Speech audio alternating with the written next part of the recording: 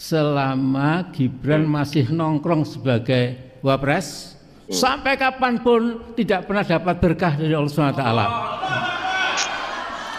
Hanya akan menimbulkan petaka lebih lama lagi. Ya. Nah, jadi kita minta atas nama kita semua, tolong diperhatikan Pak Prabowo.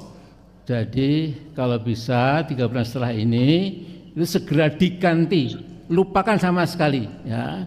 Dan kedua, Mas Prabowo juga harus menekan kepada bapaknya Hufafa, ente, Pak Mulyono, jangan lagi mencawe-cawe terhadap kebijakan saya. Oh, pikiran dan hatinya sepertinya dipenuhi dengan dendam, kesumat, kebencian yang sangat-sangat akut kepada Pak Jokowi dan keluarganya.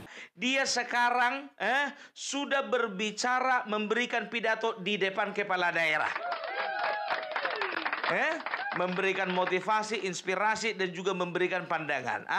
Kau jadi apa? Jadi apa? Makanya aku bilang ya, jangan pernah melemparkan kata-kata tidak baik kepada orang lain. Karena apa? Ketika kata-kata tidak baik itu tidak diterima orang tersebut, itu akan kembali kepadamu.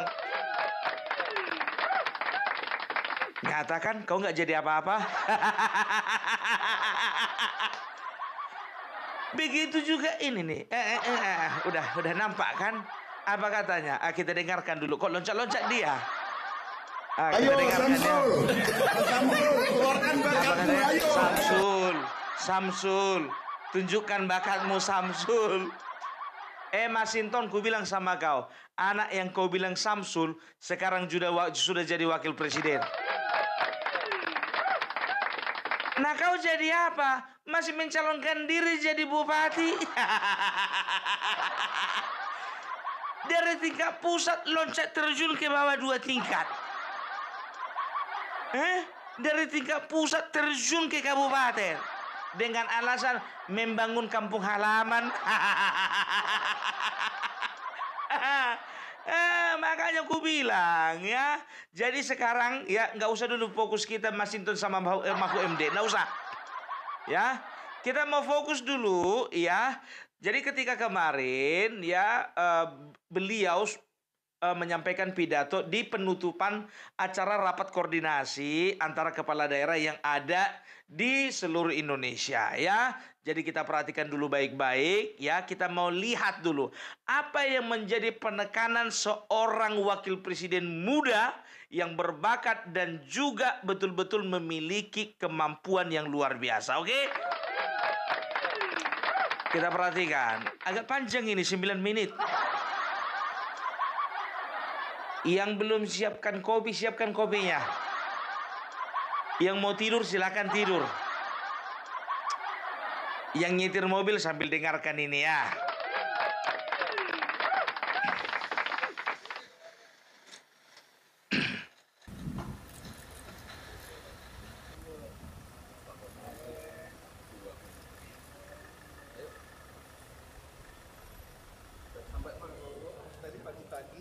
Ada satu panel lagi, mohon dengan sangat kiranya sekalian bisa membantu tempat duduknya agar dan kami ucapkan selamat datang kepada Wakil Presiden Republik Indonesia, Bapak Gibran Rakabuming. Kita berikan aplaus Bapak Ibu sekalian.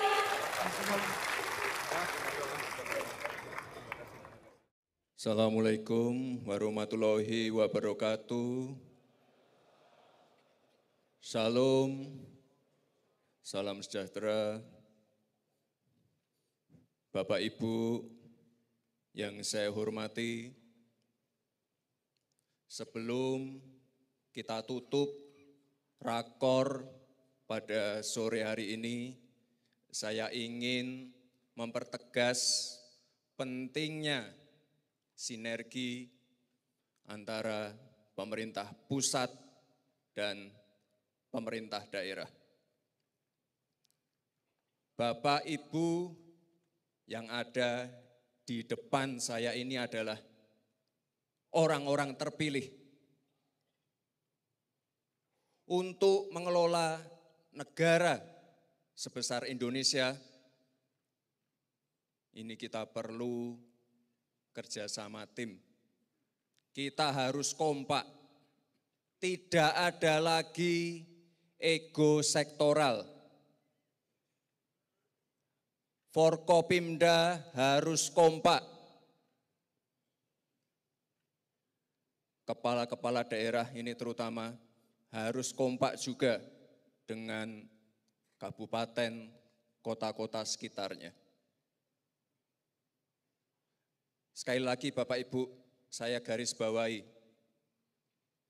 Tidak ada visi lain selain visi Bapak Presiden Prabowo.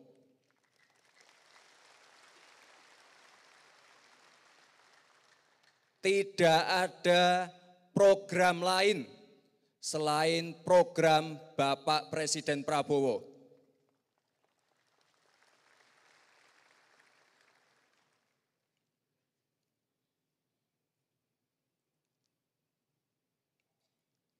Ini mungkin Pak Mendagri, mungkin tahun depan ini rakornya kita geser aja ke Akmil Magelang.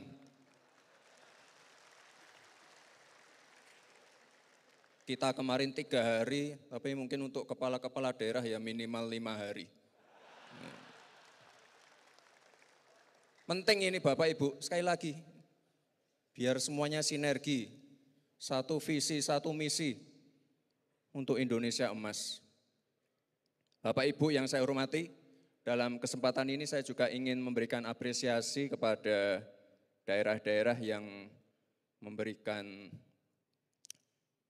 perubahan signifikan dan juga pertumbuhan ekonomi di daerah-daerahnya. Coba ditampilkan. Nah ini ada untuk pertumbuhan ekonomi ya. Papua Barat ada. Wah ini luar biasa sekali. Ini kalau nggak salah dari ini ya Pak, pertumbuhannya dari ekspor LNG ya Pak ya. Ini luar biasa sekali. Lalu Sulawesi Tengah, ini luar biasa juga, ini Sulawesi Tengah.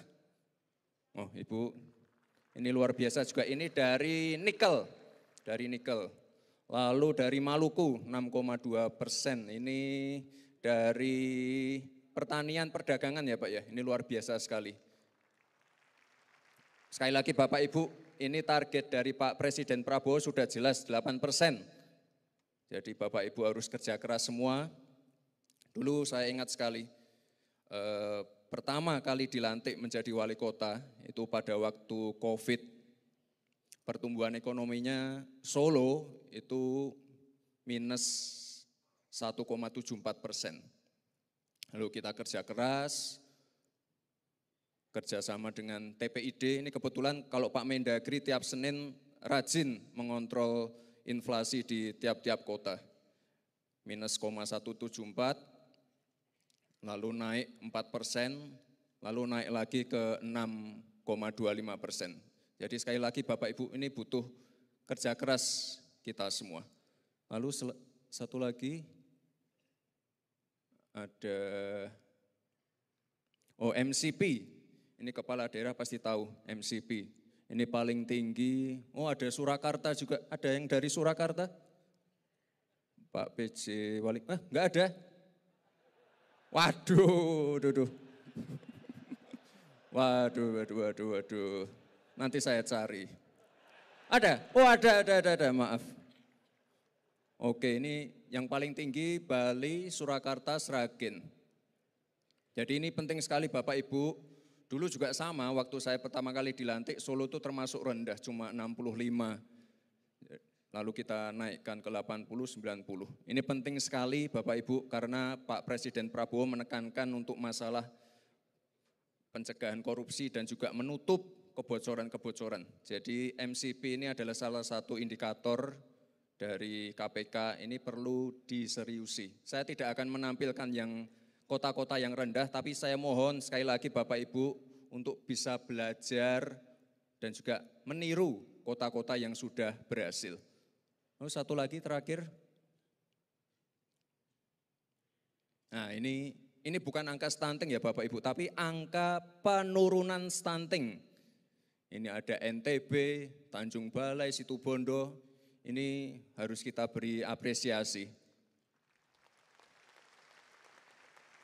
Bapak Presiden Prabowo sudah menegaskan berkali-kali pentingnya program makan siang gratis. Sudah ada beberapa sekolah yang saya kunjungi, kemarin terakhir saya uji coba di Palangkara ya.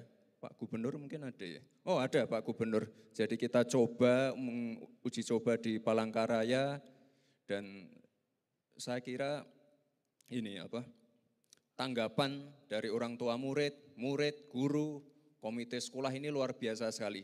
Jadi saya minta tolong semua Bapak Ibu yang hadir di sini untuk mendukung program ini. Ini program yang sangat ditunggu-tunggu. Bahkan sebelum saya dilantik, itu tiap hari orang nagih. Kapan makan siang gratis mas? Kapan makan siang gratis mas? Jadi sekali lagi Bapak Ibu, ini mohon kerjasamanya semua yang ada di sini untuk mensukseskan program ini. Pak Presiden Prabowo berkali-kali mengatakan program makan siang gratis ini sangat-sangat strategis. Ini petani lokal,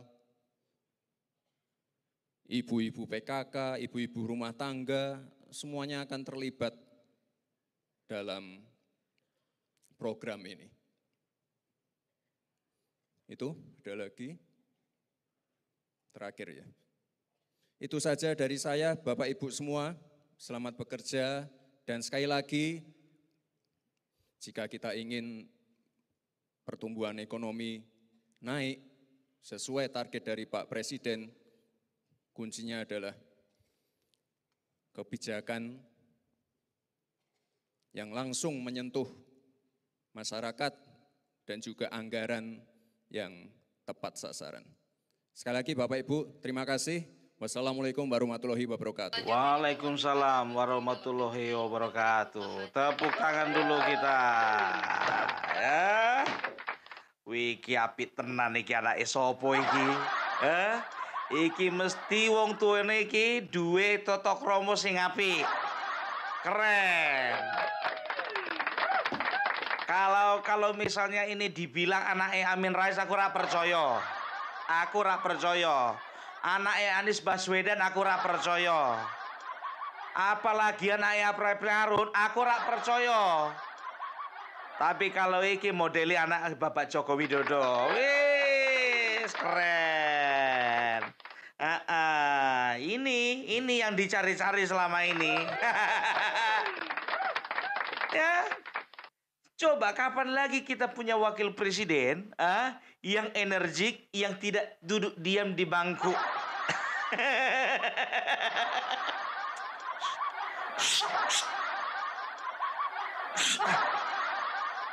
Enggak ke situ maksudku.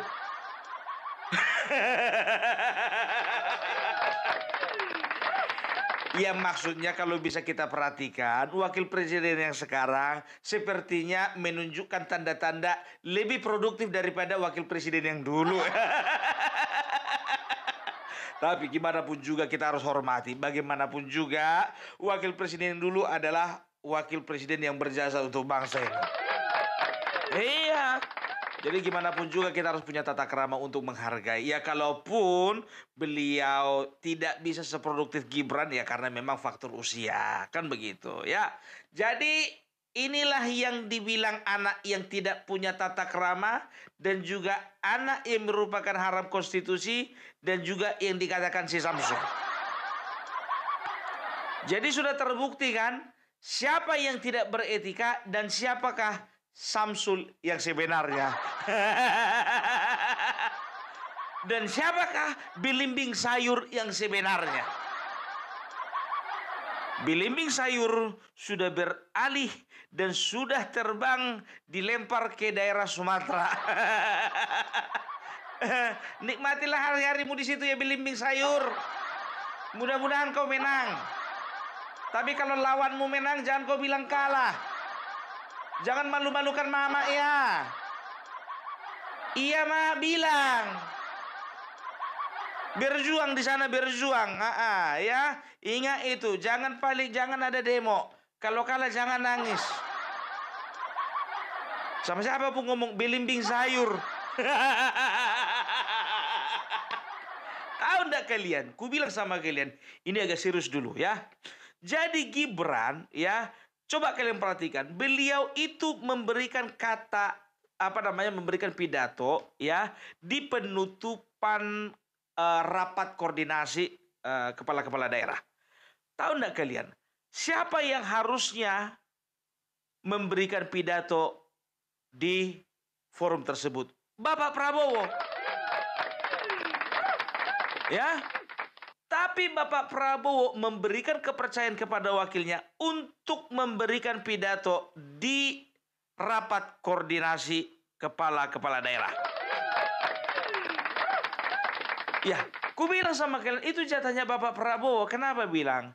Namanya kepala daerah. Kepala daerah itu, masing-masing itu kan langsung di bawah presiden. Kan begitu, ya. Tapi di bawah Kementerian Dalam Negeri. Kan begitu. Harusnya Bapak Prabowo di situ presiden.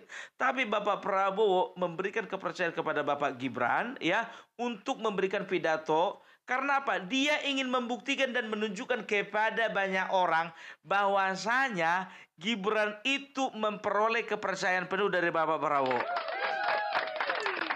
Tidak seperti yang dikatakan Refli Harun. Dan tidak dikatakan seperti elit-elit PDIP. Bahwasanya sebetulnya Bapak Prabowo itu tidak suka wakilnya itu si Gibran. Itulah kata si Dokter Tiba. Ya, yang mengatakan bahwasanya masih ada kemungkinan Anies Baswedan menggantikan Gibran Raka Buming Raka. Ide lapek mima bereng-bereng tapi. Ima tiup-tiup. Jadi bikin apa aja gitu. Coba bayangkan kalian ya. Apa enggak tantrum Anies Baswedan? Kepengin juga dia pidato kayak gini. Makanya gue bilang, jujur aja gue bilang sama kalian ya, yang melihat pidato itu kalau kayak kita senang ya kan. Tapi kalau Anies Baswedan ya, setelah itu elit-elit PDIP sakit hati. Perhatikan kalian lah dulu di situ kepala daerah, kan nggak semuanya dari Partai Kim, ada juga itu dari PDIP. Kalau orang-orang itu yang benci sama dia, ya nggak bisa ngomong apa-apa. Paling menggerutu dalam hati, bilangnya aja lah, bilang musi itu. Suka-suka mula sih itu. Iya kan? Itu dia. Itu yang pertama. Baru yang kedua, ya jujur aja gue bilang sama kalian. Ini kan mereka ini kan udah mau pilkada. Ini sebagian-sebagian yang masam mukanya, yang mukanya muka kuda. Ini rata-rata yang gak kepilih lagi nih. Gak ada kemungkinan terpilih lagi. Udah di ujung periode. Makanya nggak semua menyambut gembira. Coba kalian tengok tadi pas disorot. Yang kebanyakan senyum itu bapak-bapak dari kepolisian dan juga bapak-bapak yang ada dari dari tentara, kan begitu.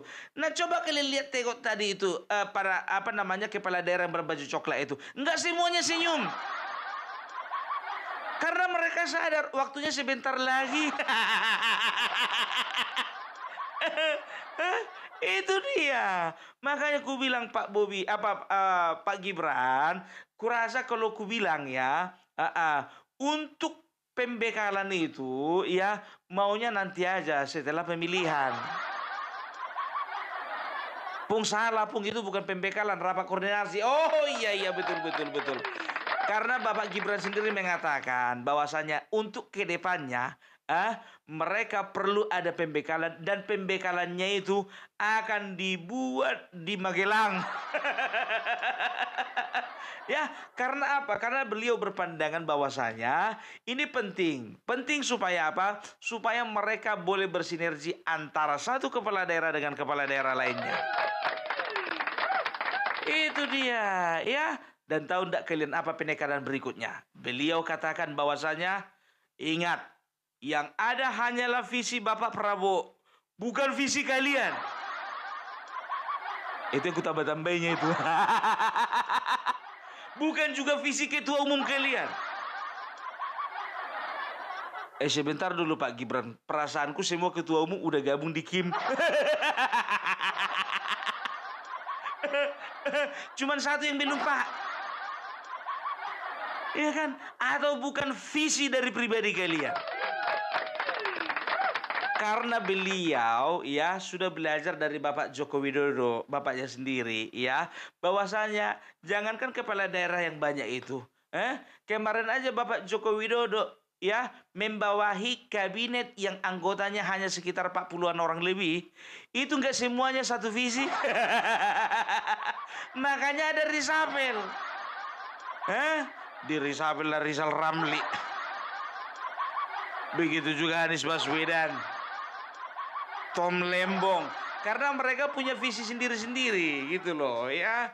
Maka ini perlu ditekankan kepada setiap kepala daerah supaya apa? Supaya ada kesesuaian antara visi dari pusat sampai ke bawah. Kan begitu. Dan dia juga sebetulnya sedang menekankan bahwasanya jangan main-main dengan korupsi. Dan dia secara implisit ya mengatakan bahwasanya hati-hati kalian, kami monitor. Gerak-gerik kalian dimonitor. Itu dia. Makanya aku bilang kepala daerah sekarang ya itu nggak bisa sesuka-sukanya, nggak kayak dulu lagi. Coba bayangkan kalian dulu, siapa menterinya? Bapak Tito Karnavian. Siapa beliau? Beliau itu adalah dari kabinet sebelumnya. Itu dia. Ingat ya, ingat jangan ada yang dipolitisir. Isi pidato ini jangan ada coba-coba politisir ya.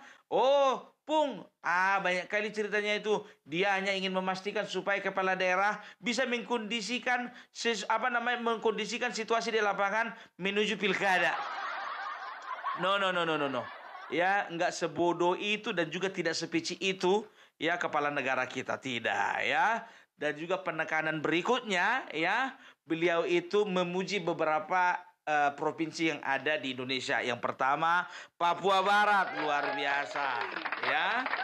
Papua Barat. Setelah itu ya ini pertumbuhan ekonominya ya. Setelah itu ada Sulawesi Selatan. Setelah itu ada daerah Maluku ya. Setelah itu beliau juga menekankan ya ada indeks ya, ada indeks pemberantasan korupsi ya. Jadi yang agak naik katanya itu Surakarta, Bali, Situbondo dan lain sebagainya. Situbondo enggak, ada beberapa daerah lainnya ya. Jadi beliau itu makanya aku bilang ya, sampai yang indeks prestasinya pun juga rendah ya mengenai pemberantasan korupsi, beliau tidak memperlihatkannya dan tidak menyebutkannya di dalam forum. Itu artinya apa? Inilah yang menandakan beliau ini punya etika. Tidak seperti yang dibilang orang PDIP nggak punya etika. Ya nggak, bagi mereka nggak punya etika karena apa? Karena Bapak Gibran di tengah jalan meninggalkan mereka.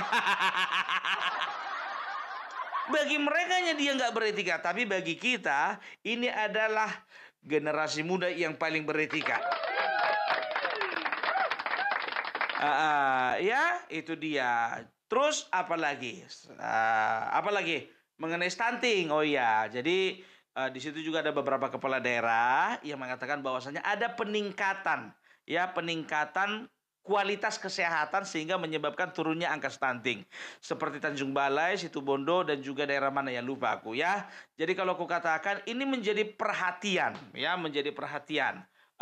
pemerintah bahwasanya kalau misalnya anak-anak mengalami stunting itu adalah tanda bahwasanya negara tersebut masih bergumul di dalam kemiskinan.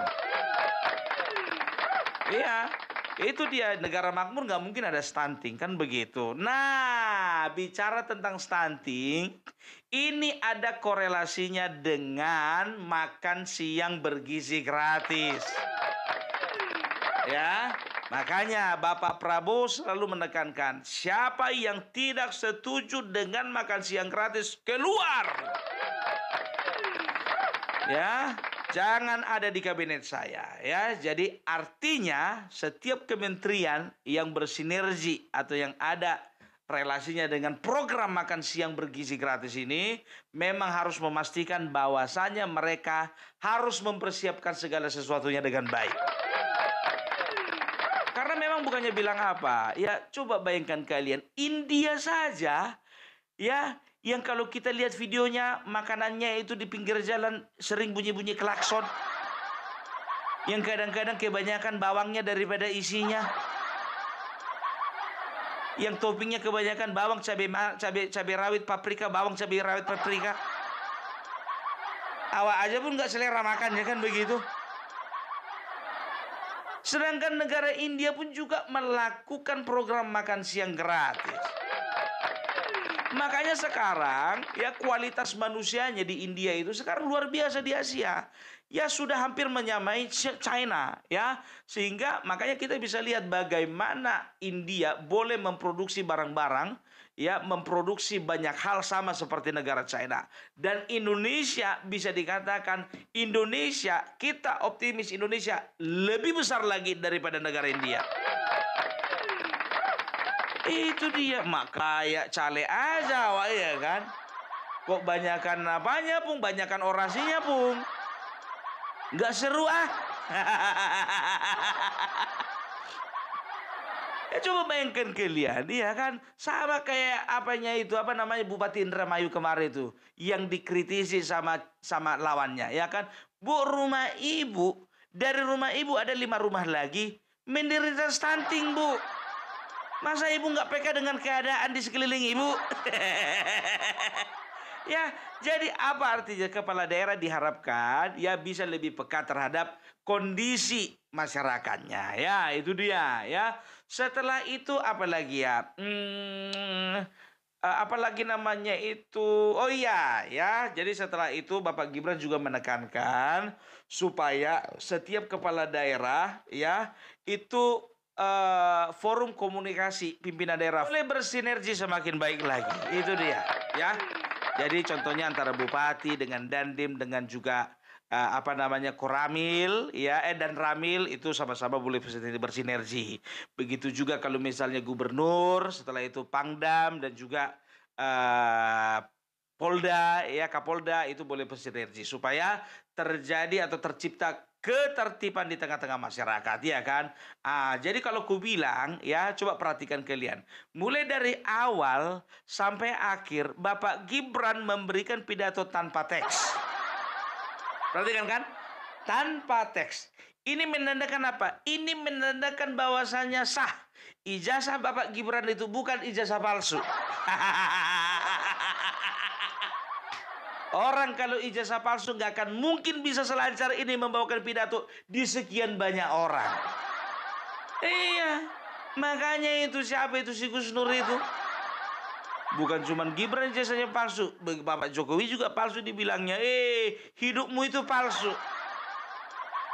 Makanya aku bilang ya, jadi nggak usah dengarkan kata mereka ya. Jadi bicara tentang wakil presiden ini, coba dulu Pak. Jadi untuk Bapak Bapak Menteri Dalam Negeri, Bapak Tito Karnavian, periksa dulu Pak di setiap daerah sudah lengkap belum foto presiden dan wakil presiden. Karena ada juga nanti nih Pak yang nakal-nakal ini, foto presidennya dipasang, wakil presiden tidak dipasang. Ya. Begitu juga di kantor-kantor yang ada di Dewan itu.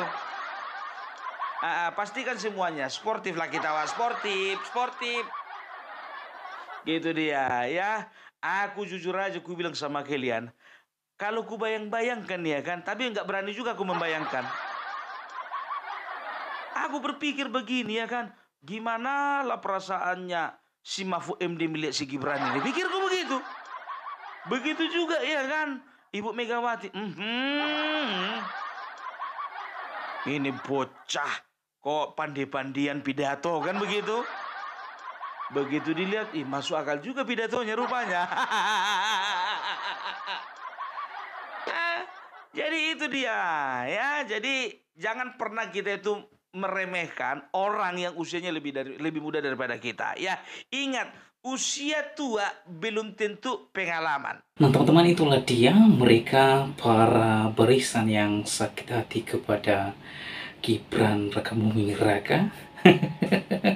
Mereka sakit hati karena mereka tidak mau kalau Mas Gibran menjadi wakil presiden Republik Indonesia, saudara. Itu sebabnya mereka demo dan mau menurunkan Gibran. Mereka tidak mau dan sangat anti kalau Mas Gibran menjadi wakil presiden Republik Indonesia. Nah teman-teman, ini manusia-manusia macam apa ya? Mereka hanya segelintir orang mau menggulingkan pemimpin yang sah, Gibran pilihan rakyat. Jadi jangan sampai rakyat turun tangan untuk membalas orang-orang yang barisan sakit hati ini. Ya, Prabowo Gibran merupakan pilihan rakyat. Tetapi para segelintir orang ini, mereka mengatasnamakan rakyat Indonesia. Padahal tidak semua rakyat Indonesia berpikir seperti pola pikir mereka itu. Tidak semua. Jadi sangat salah kalau mereka mengatasnamakan rakyat Indonesia. Justru rakyat Indonesia memilih Prabowo Gibran sebagai pemimpin bangsa ini 5 tahun ke depan. Tapi para barisan yang sakit hati ini, mereka menyatakan adalah utusan rakyat. Sementara bukan rakyat mereka ini. Hanya sekelompok dan segelintir orang. Karena mungkin hate yang mereka simpan terhadap Gibran, mereka tidak suka. Kalau Gibran wakil presiden, ya mengapa? Ya kita tidak tahu apa alasan mereka. Ya, Mas Gibran adalah seorang muda yang dipakai oleh Tuhan untuk memimpin bangsa ini. Ya, apalagi ketika Prabowo pergi ke luar negeri, maka yang menggantikan sementara adalah Gibran. Kemarin dia pimpin terkait dengan rapat Rakernas. Kemudian dia berkunjung di daerah NTT, di mana di daerah NTT yang mengalami erupsi. Dan kemudian ia sempat menghadiri acara PGI, Persekutuan Gereja-Gereja di Indonesia, dan bahkan dia berpidato di sana. Sungguh luar biasa pidatonya. Dia akan memberantas orang-orang yang para intoleran. Karena sepanjang ia menjabat sebagai wali kota Solo, ia melakukan yang terbaik, menghargai semua kalangan, menghargai semua agama.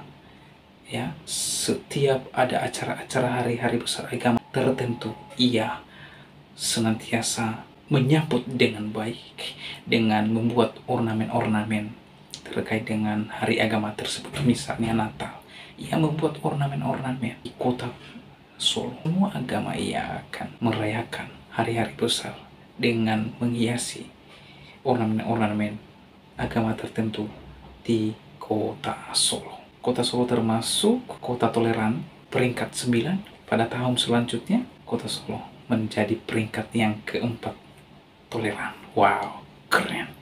Ya, kiranya di dalam nanti pemerintahannya, kalau ada orang-orang yang intoleran, anti keberadaan agama lain, kiranya segera ditangani dan diusut tuntas orang-orang seperti itu. Nah, saya heran kepada seorang tokoh, bahkan dikatakan seorang mantan MPR, yaitu Amin Rais. Orang ini tiada, ya sangat tidak setuju kalau Mas Gibran dilantik wapres kemarin. Beliau mau Mas Gibran itu diganti saja, bahkan ia berkata dilupakan saja.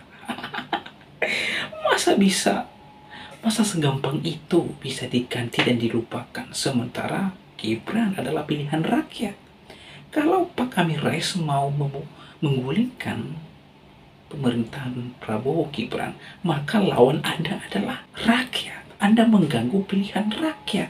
Jadi rakyat yang berhadapan dengan Anda. Permasalahannya adalah bukan terletak pada suka atau tidak suka.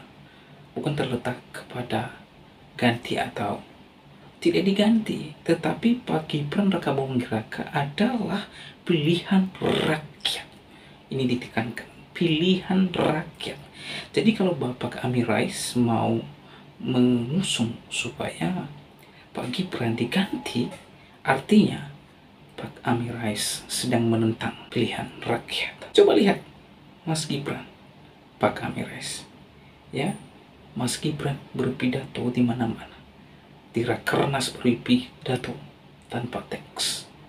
Ia menghadiri acara PKI dengan pidato yang sangat menyejukkan, saudara. Bukankah ini pilihan rakyat yang sungguh luar biasa? Saya katakan memang ini betul-betul pilihan rakyat yang tidak membeda-bedakan ras, suku, budaya, dan agama. Ya, ini yang mau diganti atau Bapak Amin Rais mau menggantikan? Sudahlah, sudah.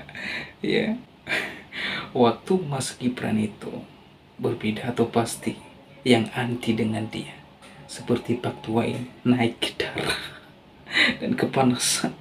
Ya, dia tidak bisa duduk di kursi ketika dia lihat di YouTube atau di TV. Ya, coba lihat Pak Amin Rais, orang yang kau anggap tidak bisa, ia menunjukkan kepada Anda bahwa ia bisa dan mampu memimpin bangsa ini sesuai dengan amanah rakyat kepadanya. Jadi ini tidak gampang untuk digulingkan dan diganti. Ya, lalu saudara, bagaimana tanggapan dan pendapat saudara setelah menyaksikan videonya? Yuk berkomentar di kolom komentar. Kirain komentar saudara komentar yang membangun dan yang mengedukasi kita semua. Demikianlah video saya kali ini. Sampai bertemu di video saya selanjutnya. Tuhan Yesus memberkati kita semua. Shalom.